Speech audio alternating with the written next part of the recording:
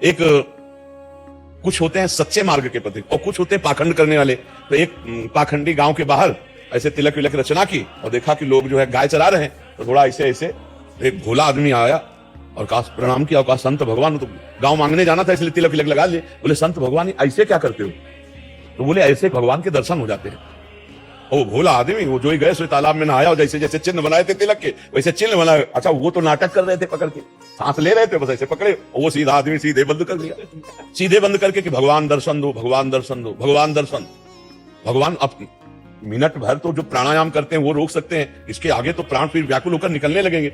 1 minute में भगवत प्राप्ति उसको हुई। भगवान मुझे दर्शन दो, क्योंकि बताया ना ऐसे करने से भगवान के दर्शन। भगवान ने हाथ हटाया, भगवान कहो तो कहां जहां प्रभु नाई, कमर में फेंट बंधा हुआ, बंसी, बाल गोविंद रूप। जेउस ने देखा, बोले, आप कौन है?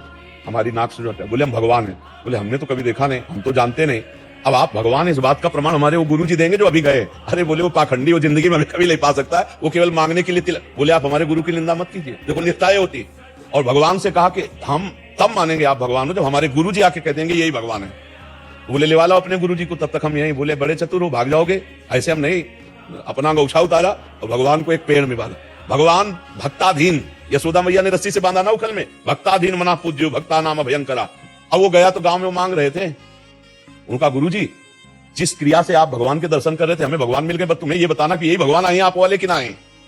अब उसको तो कभी भगवान से कोई मतलब ही नहीं था। तो और कहा, वही थे वही थे। बोले, नहीं, आपको चलना पड़ेगा, वहां बताना पड़ेगा।